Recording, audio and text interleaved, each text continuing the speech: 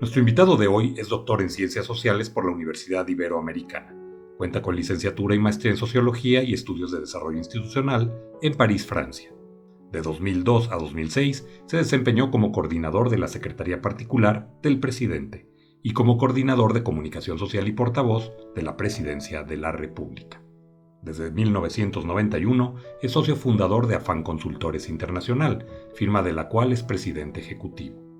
En el carácter de consultor, ha realizado, al menos en 30 años, consultoría en 30 países de América Latina para gobiernos, organismos multilaterales y organizaciones de la sociedad civil. En los años 80 participó en la guerrilla de El Salvador en las Fuerzas Populares de Liberación y de 1966 a 1979 perteneció a la Compañía de Jesús. Tiene publicados una docena de libros, el más reciente, Jaque Mate al Crimen Organizado, escrito junto con Rubén Moreira y con prólogo de Jorge Castañeda. Como articulista, ha colaborado en diversos medios impresos en México y el mundo. Hoy con nosotros, Rubén Aguilar Valenzuela. Mi querido Rubén Aguilar Valenzuela, me da muchísimo gusto saludarte esta tarde y preguntarte, ¿y tú cómo estás? Julio, pues mil gracias por la entrevista, muchos recuerdos a partir de esta entrevista de los años que trabajamos juntos en el gobierno del presidente Fox. Ah, pues yo siempre cuando alguien me hace esa pregunta, tengo que hacerla respondiendo de dos maneras. Y respondo diciendo, pues a nivel personal, familiar, muy bien. Y pues, extraordinariamente preocupado por lo que ocurre en el país, que al país no le va bien. Y en ese sentido, pues eso, me siento muy bien a nivel personal, muy realizado, muy gratificado. La vida diría que ha sido extraordinariamente buena conmigo, pero pues muy preocupado por el desastre que ha sido este gobierno y el retraso histórico que implica para el país este gobierno en particular, que nos ha regresado 20 o 30 años atrás en todos los indicadores. Querido Rubén, eres un hombre bastante culto, preparado, pero para quien no lo sepa, un extraordinario amigo.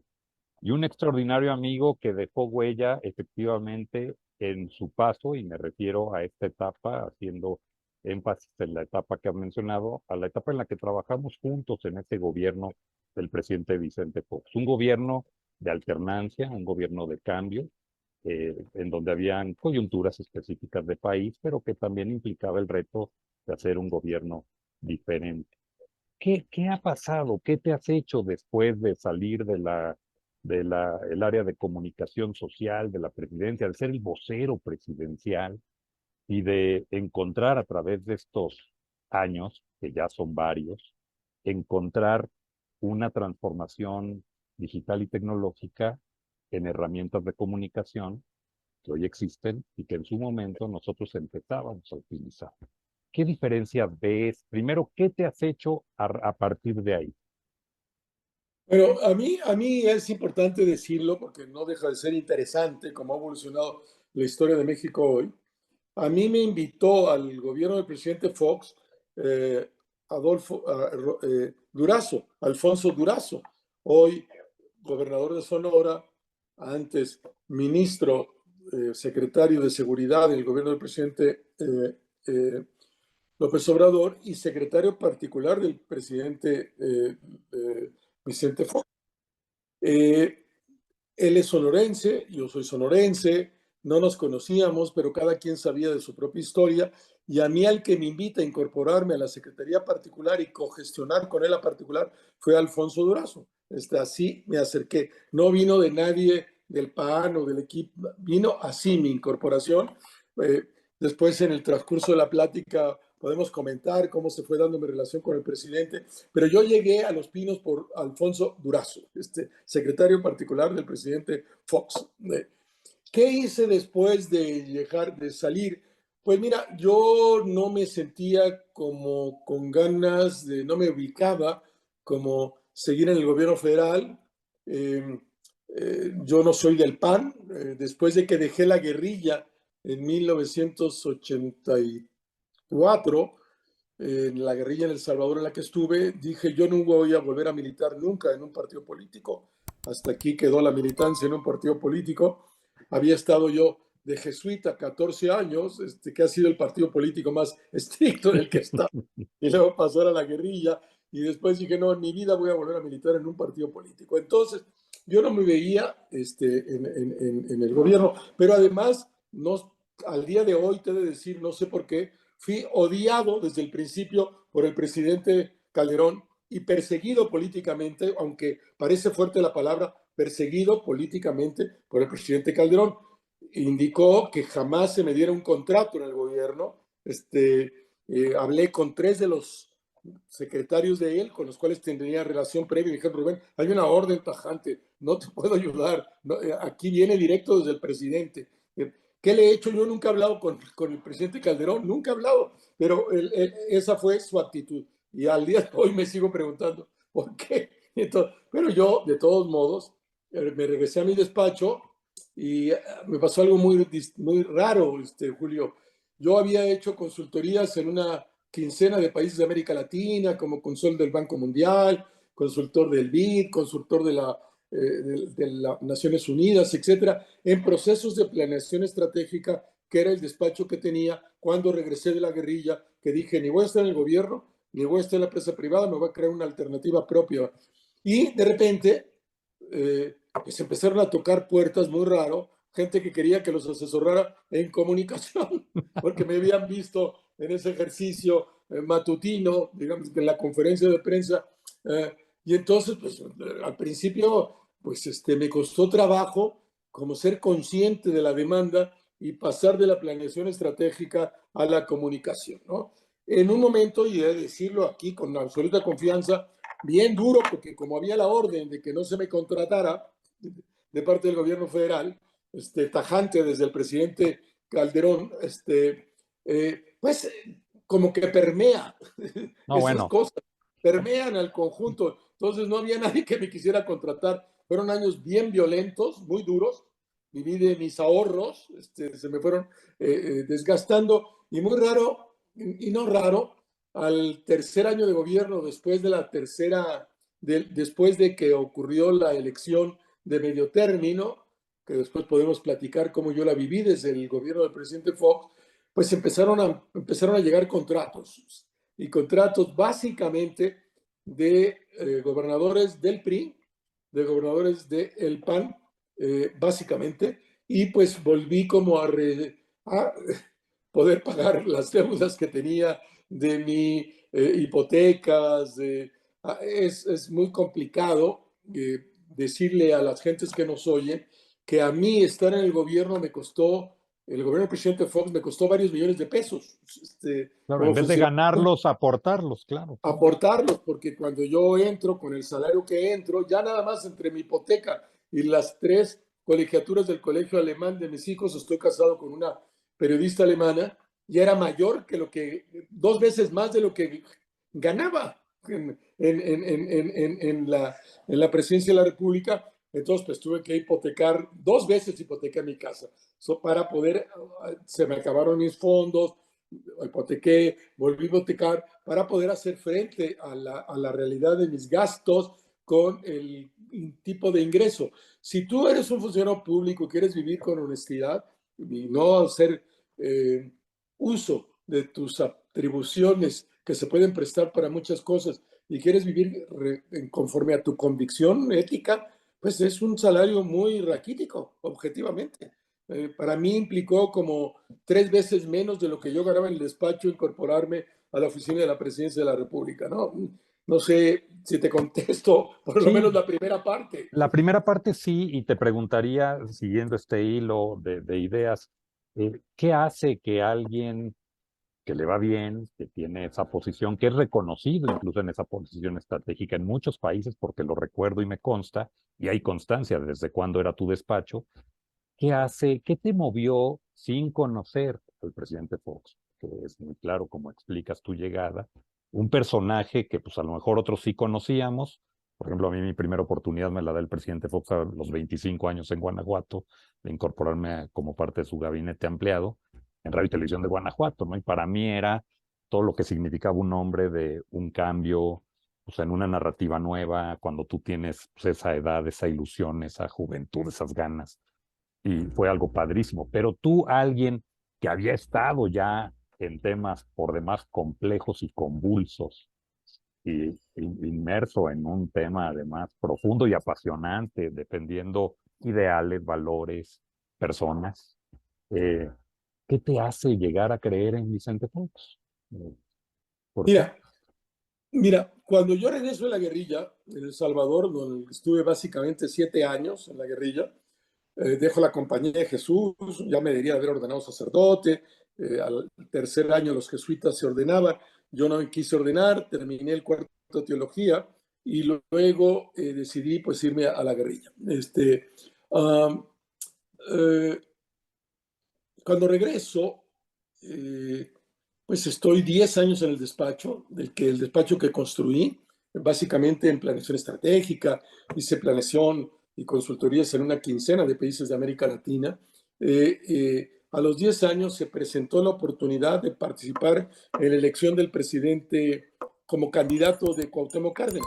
En concreto me invitó Jorge Castañeda y me invitó Adolfo Aguilar Sincer, y entonces Sí, yo le claro. dije a Civile, le dije a mi mujer, Civile Flashka, que es una periodista de radio, le dije a Civile, pues yo siento que después de 10 años tengo que hacer algo por el país, y voy a irme un rato del despacho. Entonces a mi socio le dije, yo me voy, maestro, esa no es tu decisión, es mi decisión.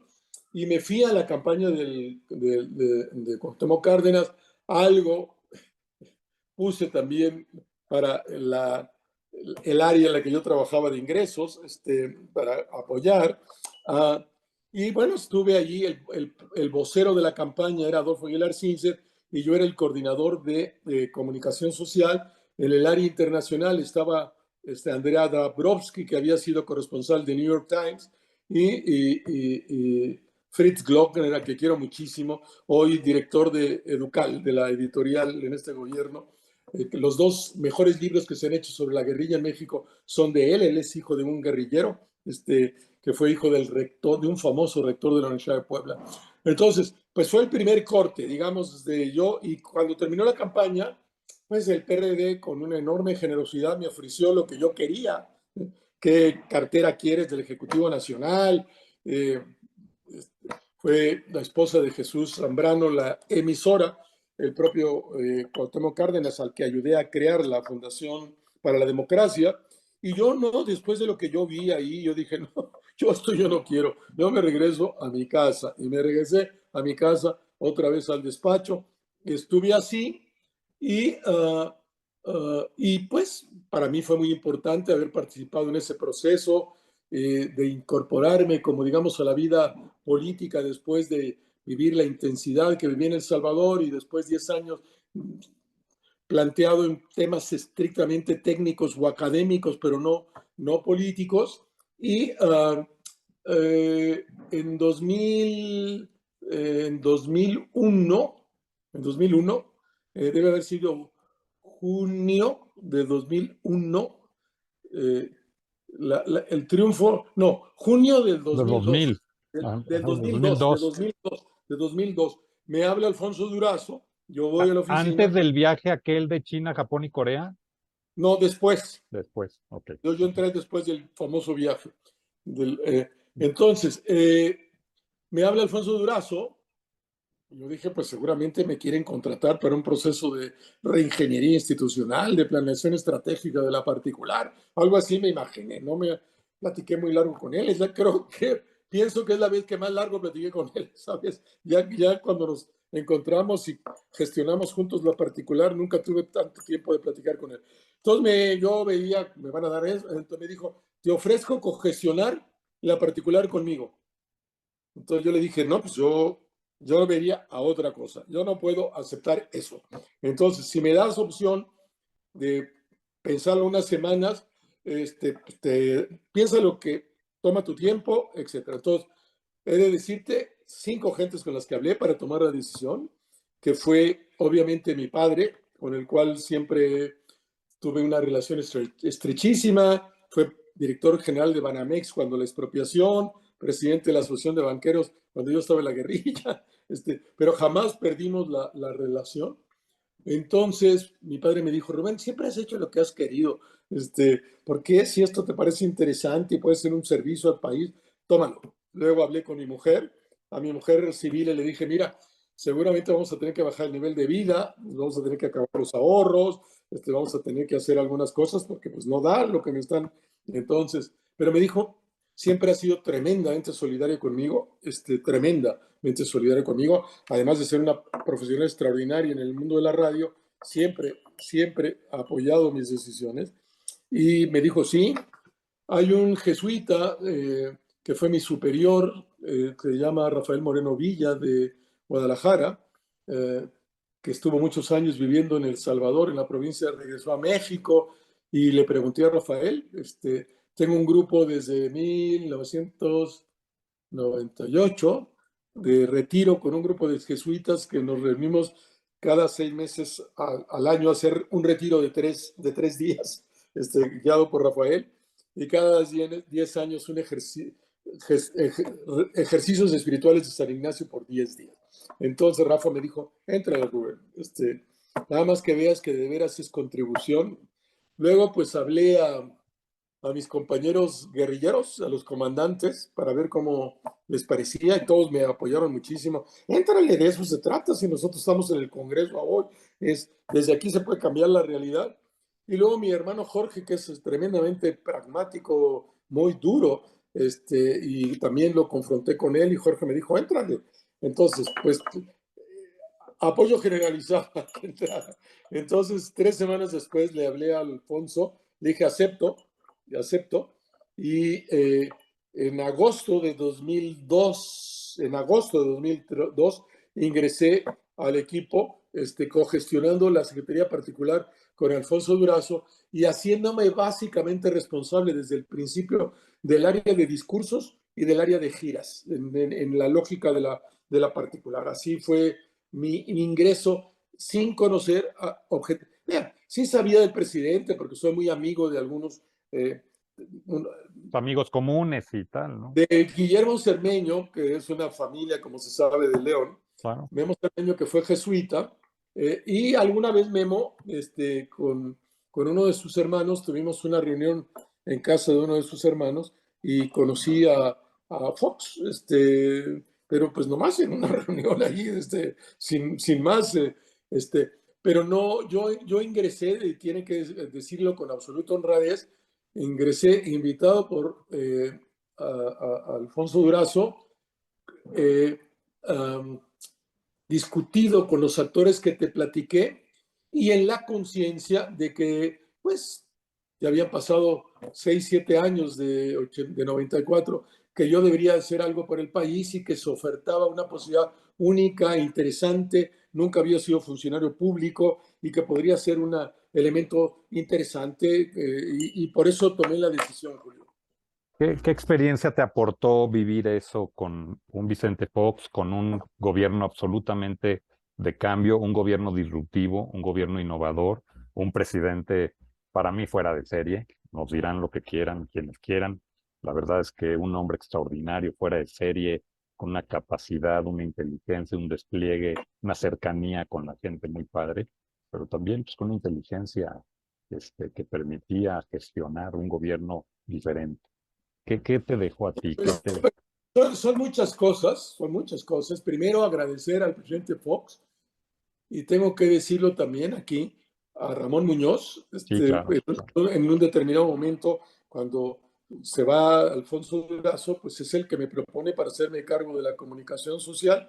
Después podríamos comentar algunas cosas, pero un enorme agradecimiento al presidente por darme esa extraordinaria oportunidad, única en mi vida.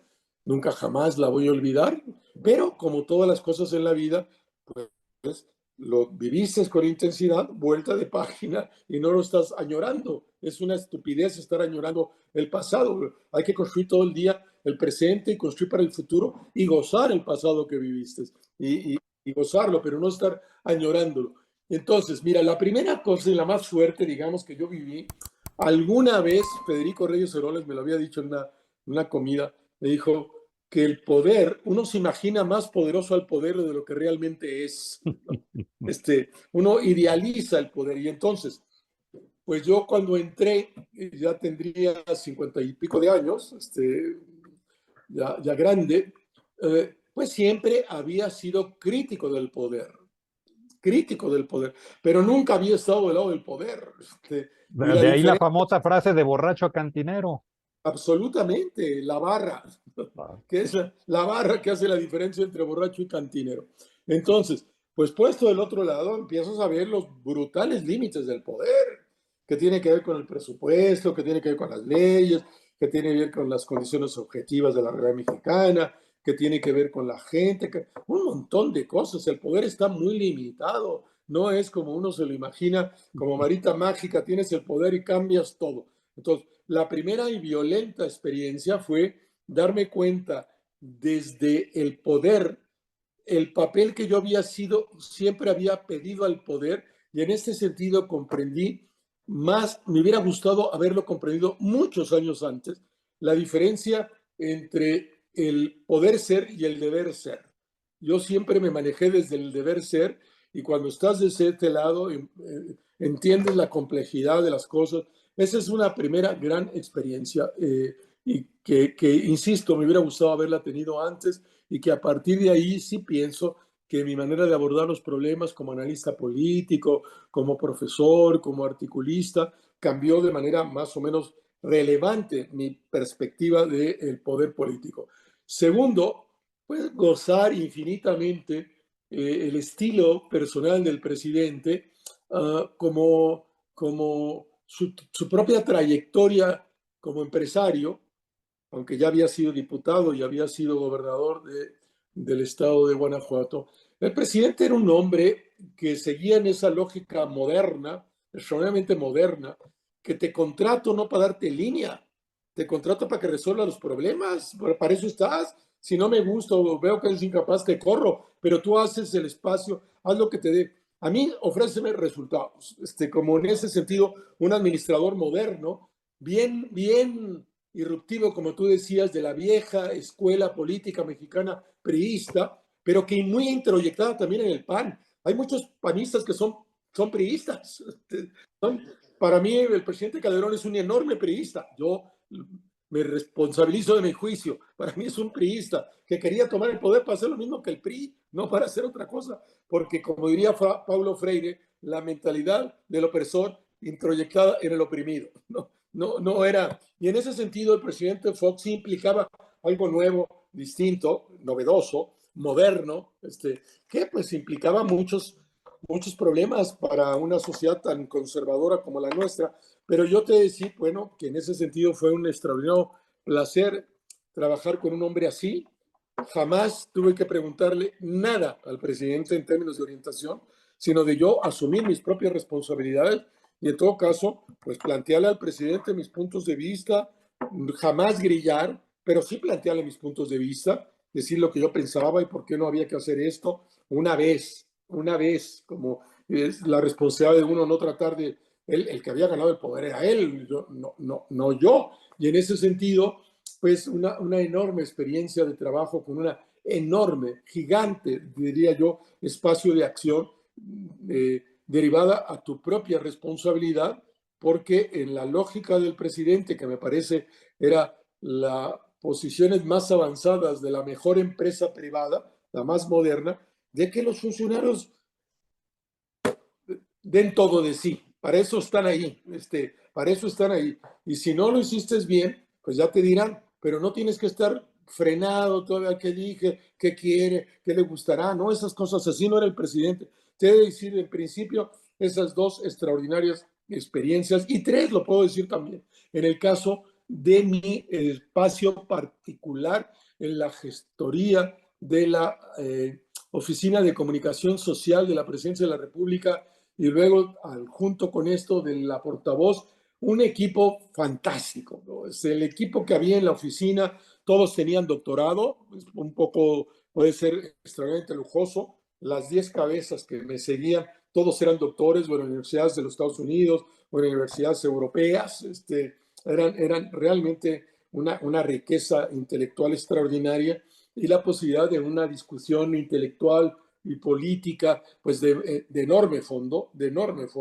y de enorme calidad, y probablemente no está presente y por muchas razones que no es el caso discutir. Probablemente el equipo del presidente Fox ha sido, en términos de su calidad, de los mejores equipos que un presidente ha tenido en la historia de México. Un Jorge Castañeda, un Adolfo Aguilar Sincer, un Julio Frank, un Reyes Tamés, no sé, un equipo extraordinario, objetivamente, una Xochitl Gálvez, bueno, pero pues no pudimos posicionar esos grandes temas en la agenda pública por una serie de razones que se podrían discutir, pero esos tres temas en particular, Julio, de Hay ese mi un, paso por Los Pinos. hay un tema que me llama la atención y hoy más que nunca, y fíjate cómo la vida da tantas vueltas, mi querido Rubén. Hoy lo primero que traemos al tema es a Alfonso Durazo, quien en este gobierno del presidente López Obrador se desempeñó en la Secretaría de Seguridad, de Seguridad Pública, pero además que, bueno, pues ahora es gobernador de un estado y le toca también vivir la realidad de lo que son, pues, está desde el otro lado del mostrador también. Pero justamente tú te enfocas a hacer un análisis profundo, este, junto con Rubén Moreira, para publicar un libro, eh, Rubén, en que prácticamente el libro lo has denominado Jaque Mate al crimen organizado, con un prólogo muy bueno de Jorge Castañeda, por cierto, en compañía de Rubén Moreira. Has hecho este análisis, entiendo, a través de una serie de reuniones de mucho tiempo, de varios años, no de ahora, y determinando los éxitos o aciertos del caso Coahuila. Es decir, Coahuila antes estaba Piedras Negras, estaba entre los lugares más mal calificados del país en cuanto a inseguridad, en percepción, imagen, todo, gestión. Y ahora no, ahora resulta que la gente de Piedras Negras te da tu testimonio, la gente de la región. ¿Qué fue lo que pasó ahí? ¿Qué te lleva a meterte en este tema tan difícil? Aparte, desde luego, del gran número de muertos que ha habido en este sexenio. Bueno, yo cuando el presidente Calderón, el 10 de diciembre, 10 días después de haber asumido el poder, en cadena nacional decreta la guerra, me pareció una franca estupidez. En el momento de menor violencia en la historia de México, que son el sexenio del presidente Vicente Fox. Vicente Fox recibe en 11 homicidios dolosos por 100,000 habitantes el gobierno, venía reduciéndose desde la mitad de los 60, termina en 8, y cuando tenemos el momento de menor violencia, el presidente decreta la guerra. No podía entender tal nivel de estupidez, con perdón del presidente Calderón. Yo sí que estuve en una guerra con muertos, muchos, en El Salvador. Pues tú sabes cuando te metes en una guerra, Julio, pero no cuando te sales de la guerra. Eso no se sabe nunca, ¿no?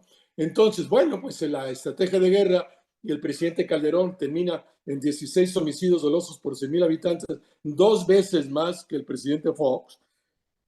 Peña Nieto termina en 24 homicidios dolosos por 100,000 habitantes, y desde que llegó el presidente López Obrador estamos en 32, 34 homicidios dolosos por 100,000 habitantes, que en números de muertes implica 100 muertes todos los días, 100 asesinatos todos los días y 37, 38,000 homicidios dolosos por año, para tener como una idea de lo que eso significa. Cuando yo entro, a mí Rubén Moreira me contrata desde mi despacho, incluso antes de ser candidato, para que le vaya asesorando la comunicación. Asesoro la comunicación, mi despacho, que se llama FAN, en el gobierno del gobernador Moreira. Hicimos una relación personal estrecha, es decir, que somos amigos y muy buenos amigos, no solo pues que convivieron como cliente y proveedor, sino amigos. Y pues yo fui viendo como testigo el éxito brutal de lo que eso significaba y cómo se iba reduciendo los homicidios dolosos. Tú ya hacías cuenta, en aquel momento Torreón era la quinta ciudad más violenta del mundo en 2011 y Piedras Negras la 7 del mundo, no de México, del mundo, de las 10 más violentas del mundo. Y a los 2 años de la aplicación de la estrategia de Rubén Moreira Valdés, no de su hermano Humberto Moreira Valdés, que hay diferencias sustantivas, entre otras cosas. No, al contrario, yo me acuerdo cuando Humberto Moreira, en el sexenio del presidente Calderón, cuando decide poner el ejército Humberto al frente de la seguridad pública del Estado, el famoso Plan Coahuila, lo recordarás, Sí, aquellos 12 generales frente a igual número de ciudades, si mal no recuerdo, fue un gran fracaso, ¿no?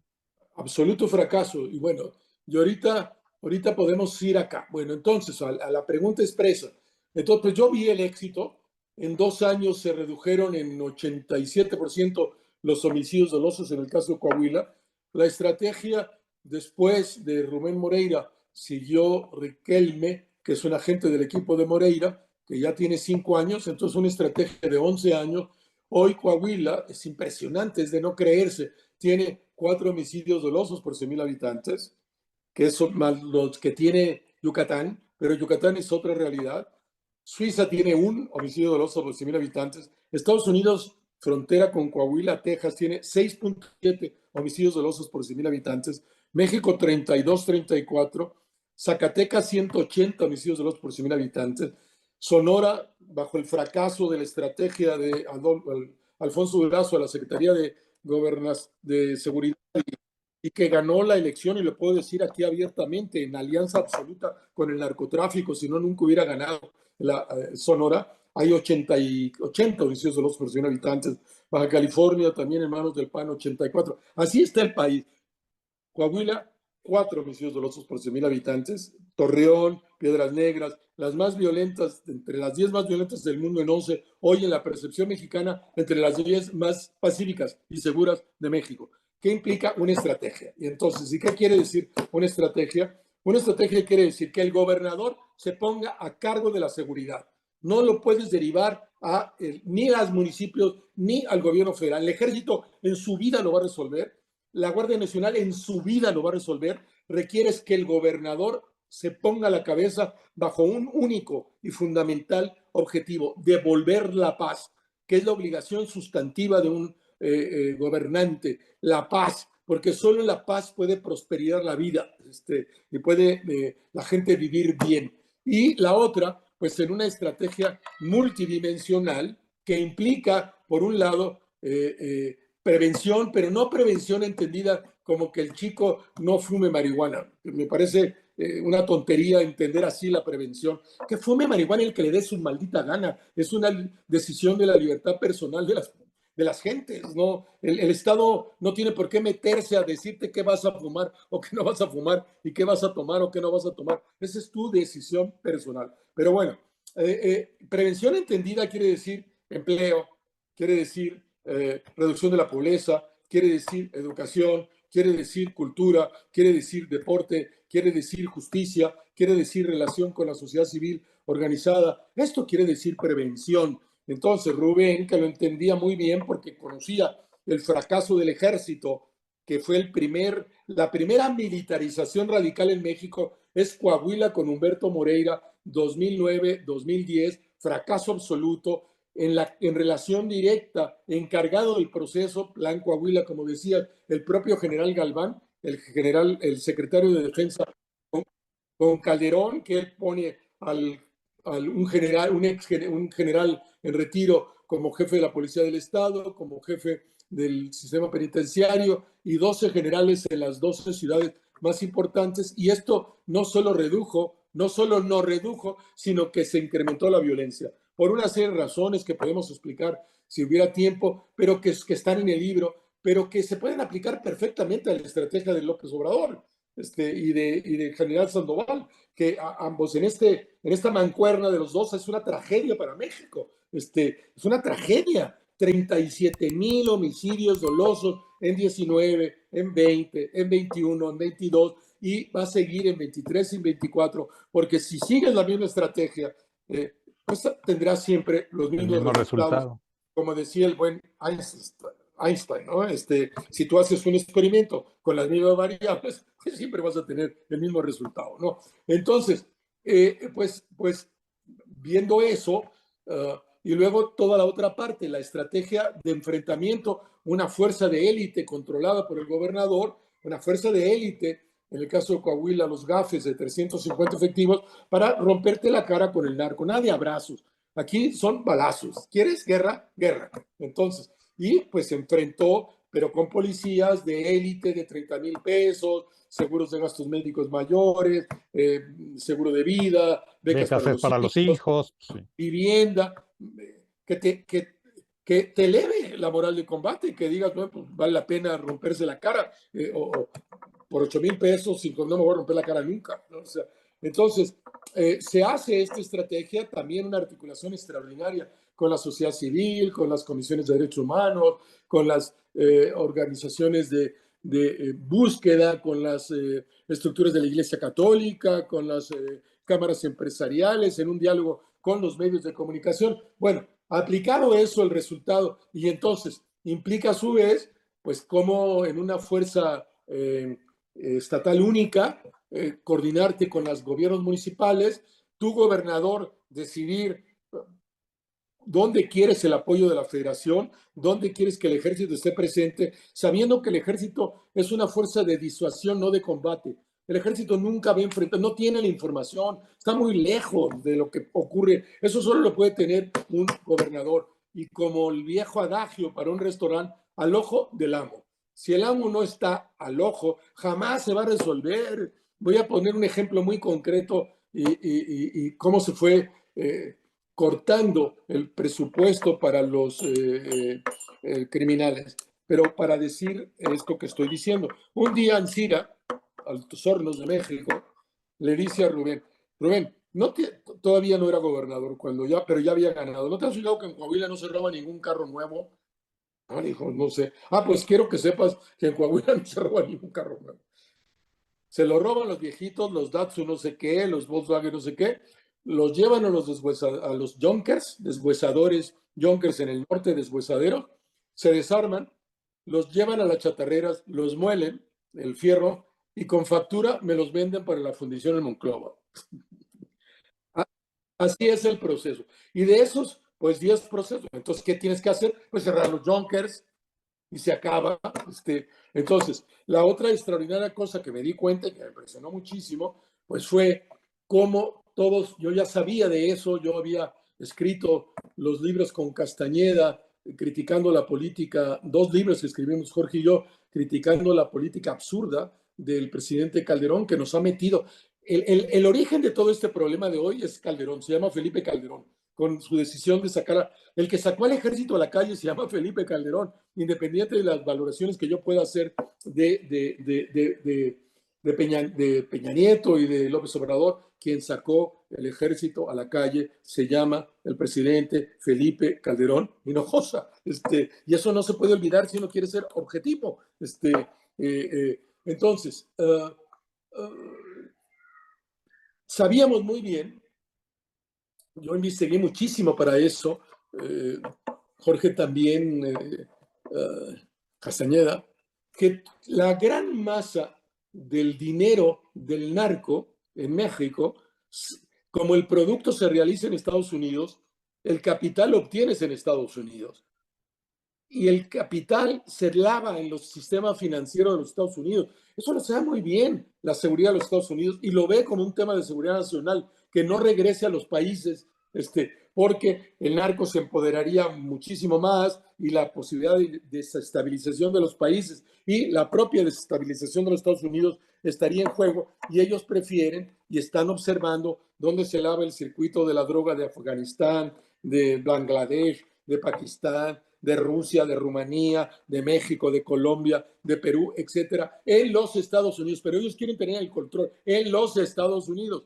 Entonces, el punto fue, y que es fundamental, y que cada gobernador lo debería hacer, y no entiendo por qué no lo hace, ¿cómo se financia el narco en Coahuila?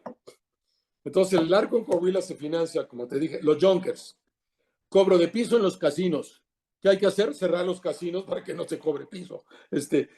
Control de las peleas de gallos, control de las carreras de caballos, venta de alcohol a determinada X hora de la noche, donde las expendios de alcohol solo podían vender el alcohol que les ponían el narcotráfico. Los table dance y la trata de mujeres circulando por todo el tiempo y ahí se vende. Las maquinitas en las tienditas. Había 4,000 maquinitas en tienditas que eran decenas de millones de pesos controladas por el narco. Se tiraron todos, un día todas, y sabes cuántas fueron a reclamar, ¿verdad? Pues ni una, porque todos eran del narco, ¿no? Nada más es el aplauso generalizado de la sociedad. Pues estas son las que hizo Rubén Moreira, que ha continuado Miguel Riquelme, y por eso después de 11 años tenemos que Coahuila, siendo frontera de Zacatecas, de Durango, de Chihuahua, ¿cómo puedes en esa latitud de la geografía mexicana tengas niveles de seguridad en términos de homicidios por abajo de los Estados Unidos? Esa es la realidad y no estoy inventando. Esas son las estadísticas del Secretariado Ejecutivo del Sistema Nacional de Seguridad Pública. Son los datos de ellos, son los datos de oficiales del Estado mexicano, de este gobierno, de este y de los anteriores, porque es la estadística oficial del Estado mexicano que se concentra en esta instancia del gobierno, Julio. Rubén, hay un tema que, a ver, eres un hombre que aquí, por eso el orden de los temas fue así. Conoces hoy del tema de la seguridad y de la inseguridad del país, lo tienes muy claro, la estadística, los mapas, los éxitos, aciertos de políticas públicas que se han implementado, pero también por otro lado tienes la parte de el conocimiento de la comunicación. Tienes el tema de la comunicación que pues por eso, por algo te llaman y por eso te ubican. Pero a ver, dime una cosa. Hoy este tema de los otros datos, este tema, si algo yo debo reconocer a este gobierno es su capacidad narrativa. Digo, para una audiencia está dedicado a un público, a los que no nos gusta, pues vayamos a otra sala de cine, pero pues la función que se presenta cada mañana es una, monotemática, no, monoobsesiva, diario lo mismo, la misma cantaleta, van a pasar los 6 años, o sea, y va a seguir diciendo lo mismo, pero pues es la función que hay para una audiencia y está definida y decidida y creada para una audiencia. Y pues ahí se puede decir lo que sea y pues finalmente los datos serán los que cada quien quiera. ¿Qué impresión te da ahora conociendo esta parte de la seguridad y la parte de la comunicación? ¿Estas guacamayas de dónde han salido, mi querido Rubén? A ver, te lo respondo de dos maneras. En el mundo hay hoy 100 países soberanos con asiento en Naciones Unidas, 194 países, ¿no? Hay más países, pero que son reconocidos por uno u otro país, pero no tienen asiento en Naciones Unidas. De esos 194 países con asiento como países soberanos, una treintena de jefes de Estado de gobierno, presidentes o primeros ministros, uno puede ubicarlos en el populismo. En nexos del 2021 en particular, y en etcétera también de ese año, analicé a 24 de estos. Y cualquiera puede recurrir. El presidente López Obrador es un populista de manual, no tiene nada de original, es de manual. Es de manual. Sí, va capítulo por capítulo, va a página 37, mañana esto, pasado esto. Exactamente, porque al final de cuentas el populismo es una ideología. Y el dictador de Eritrea, en África, que es un populista, dice las mismas frases: devolver al pueblo lo robado, que López Obrador, porque es la ideología. En su vida se han encontrado. López Obrador no sabe ni que existe Eritrea, su cultura no le da para eso.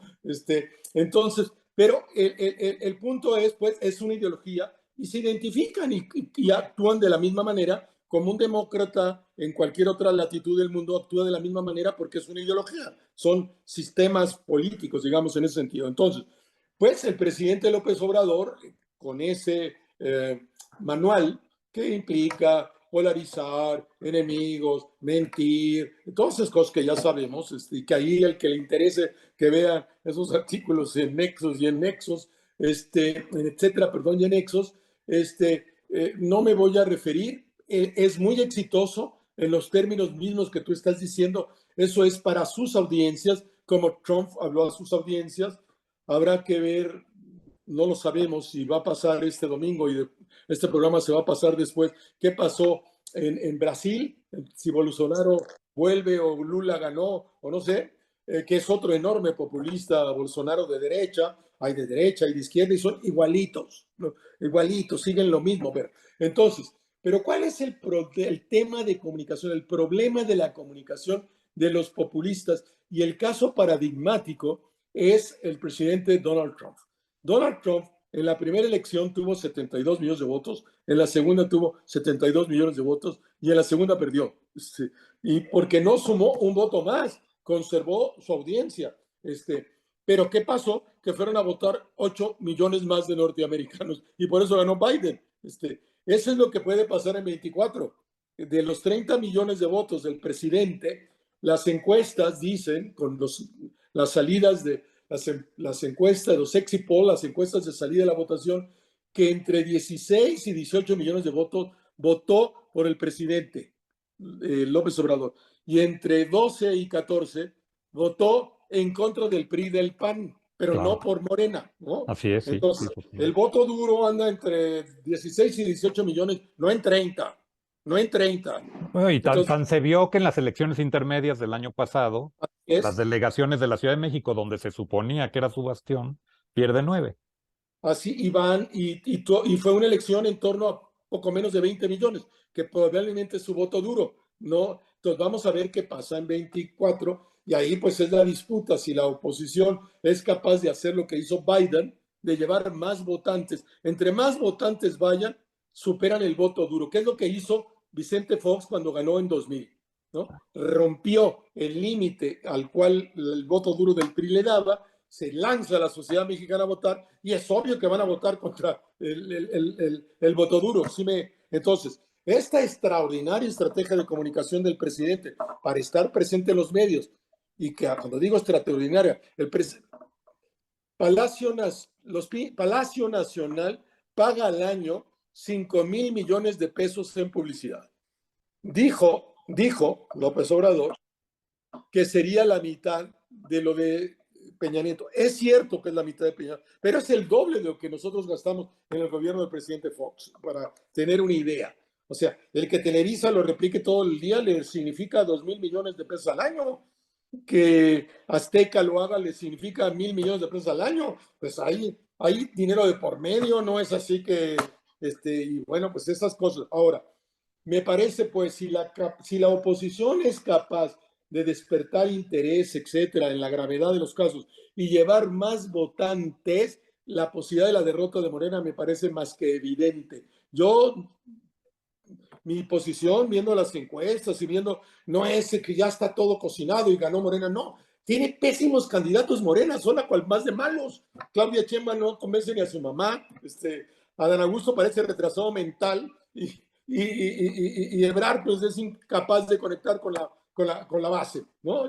Entonces, yo no veo extraordinarios personajes como Xochitl Gálvez, veo personajes como Maru Campos, veo personajes como Mauricio Vila, veo un montón de personajes que son muy conocidos en sus territorios, extraordinariamente exitosos, buenos candidatos, que resulta unos cuantos millones de pesos para posicionarlos de 0 a 70 en la recordación nacional. Pero en todo caso, pues vamos a ver qué pasa, Julio. Pero esta comunicación que ha sido exitosa al tema tiene extraordinarios límites, que es eso, jamás poder hacer más grande tu roncha, porque se basa en la descalificación del otro. El presidente en ese sentido jamás ha entendido, no se asume como un hombre de Estado, es un personaje pequeñito, casi enano, que toma partido, está de un lado, no se asume como el jefe del Estado mexicano. En ningún día de estos 4 años que llevamos ha sido jefe del Estado mexicano. El jefe del Estado mexicano gobierna para el conjunto de los mexicanos, articula un discurso de unidad para la prosperidad de la patria. Él es un rijoso de barrio, un peleonero, fajador de barrio, que ahí le da su cabeza y ahí le da su estilo de gobierno y le mantiene un conjunto de la base, pero habrá que ver hoy día su gobierno en todos los tramos está reprobado en todas las encuestas. Su gobierno, 70 y tantos por ciento dicen que es más corrupto, 70 y tantos por ciento que la inseguridad es terrible, la economía, etcétera. Él sigue manteniendo en torno a los 60 buena valoración, 60% buena valoración de atributos personales, pero no de gobierno. Esos atributos personales no nos va a poder derivar al candidato del 24. Nada más su gestión de gobierno, y su gestión de gobierno va a terminar en un desastre, en el peor gobierno de la historia moderna de México. Y simplemente en la Ciudad de México, el presidente, en la última encuesta de Mitofsky del 16 de octubre, si mal no recuerdo, el presidente tiene 16, menor aceptación que el resto del país, 48.1, y el nivel nacional casi 60. Entonces, la diferencia de 11, casi 12 puntos, te deja ver justamente lo que estamos diciendo en una ciudad que es sumamente reflexiva, que tiene mucho más información, la Ciudad de México, tiene una sociedad más crítica probablemente, pero también hay una decepción de la gestión de un presidente que tuvieron como jefe de gobierno y que lo imaginaban de otro tamaño, ¿no? Así es, y ahí se construyó como jefe de gobierno, es el púlpito matutino de ese homilía de parroquia evangélica de pequeña colonia, que es lo que hace cada mañana, sin ofender a los A los pastores, párrocos, claro. Ujú. párrocos y a los pastores, ¿no? El presidente es un mal imitador de ellos, pero sí, en el núcleo donde construyó su poder, desde donde articula este discurso de campaña permanente, que nunca en su vida una conferencia de prensa, que no hay ningún elemento para pensar que ese ejercicio matutino, sí, campaña permanente de propaganda política electoral, no conferencia de prensa, pues ha fracasado. La Ciudad de México la perdió. Hay de las 16 alcaldías, 9 ya no son de Morena. Las encuestas dicen que en 24 perdería la Ciudad de México y más todavía de 9 alcaldías. Bueno, ¿cuándo este fenómeno se dará en otras realidades del país? No sé. ¿Se dará? ¿No se dará? Vamos a ir viendo lo que ocurre, pero yo pienso que es un juego que está abierto. No hay nada de que todo es losa sobre la oposición. Ya la oposición sabrá articularse. Vamos a ver cuál de los tres candidatos de Morena, el presidente de sus tres corcholatas, por cuál se decide. Me parece que los tres como candidatos, desde yo como un conocedor de la comunicación y capaz, los tres son particularmente malos. Rubén, el tiempo se nos ha acabado, pero hay un tema que te quiero preguntar que pudiéramos sintetizar en 2 minutitos. El INE, la defensa del INE o la modificación al INE. ¿Te A mí me preocupa? ¿Te tiene...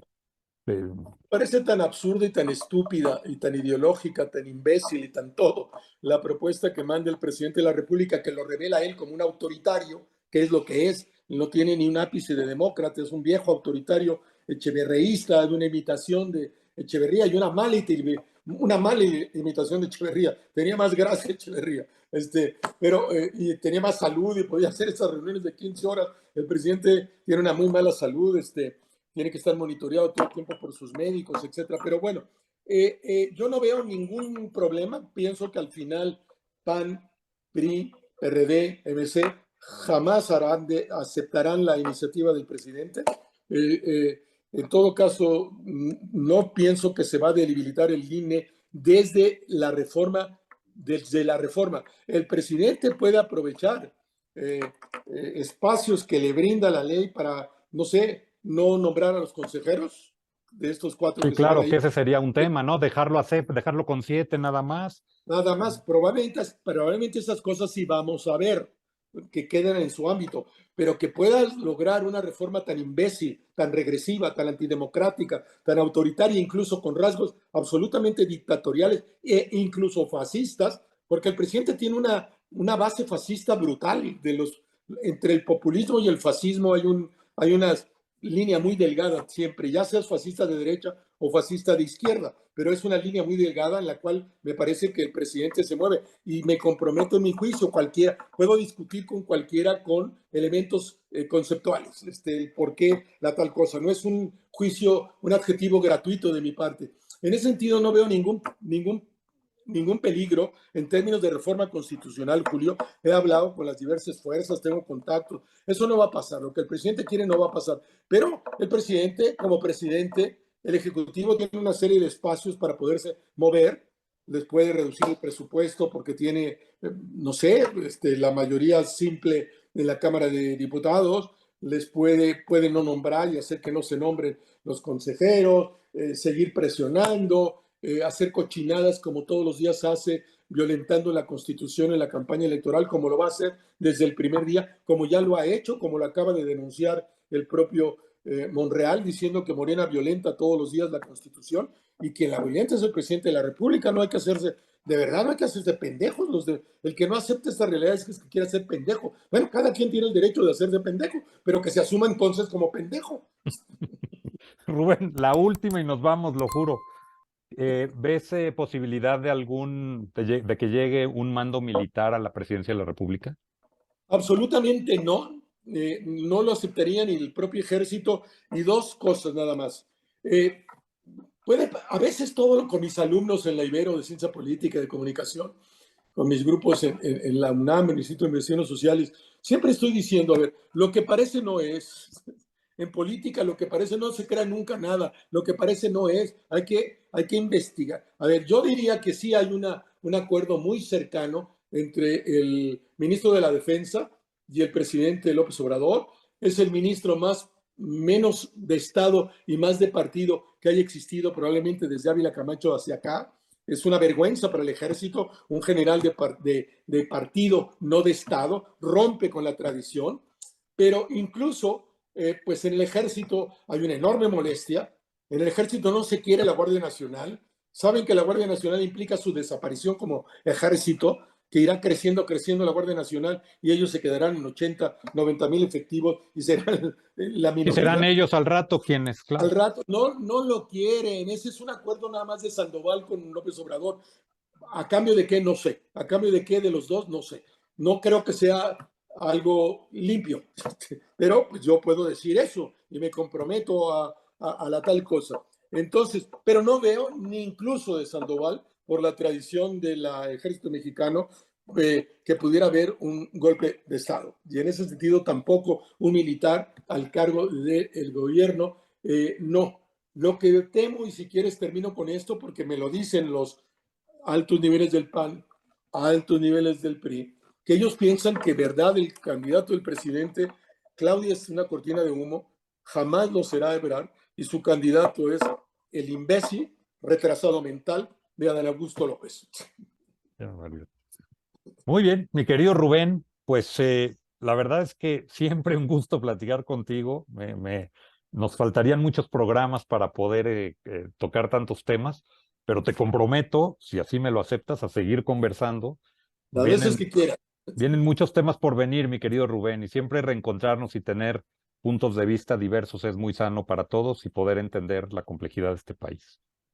Con mucho gusto, Julio, muchas gracias a ti y espero que las personas, quiero de entrada, uno, para los que te están oyendo, mi correo, si alguien quiere escribir, decir yo no estoy de acuerdo y todo, se vale, somos un diálogo abierto. Mi correo es Rubén minúscula, Rubén afán como afanoso, AFAN, que es el nombre de mi despacho, .mx. Ese es mi correo y yo estoy dispuesto a contestar cualquier cosa y entrar en discusión con cualquiera que quiera tomar esa iniciativa. Y en Twitter soy @Rubén Aguilar. Y estoy también en Instagram, y estoy en YouTube, y estoy en todas las cosas, había así para ver. Además de mis artículos que salen en Animal Político, en la revista Desde la Fe, en etcétera, en Nexos, que pueden ustedes consultar, que escribo 9 artículos a la semana, entonces ahí están, me los pueden ver. Muchas gracias. Yo me encargaré de poner de todos modos aquí en el programa, en la consulta del programa, estarán las redes sociales y estará esto que nos has hecho favor de comentar. Con muchísimo gusto, Rubén.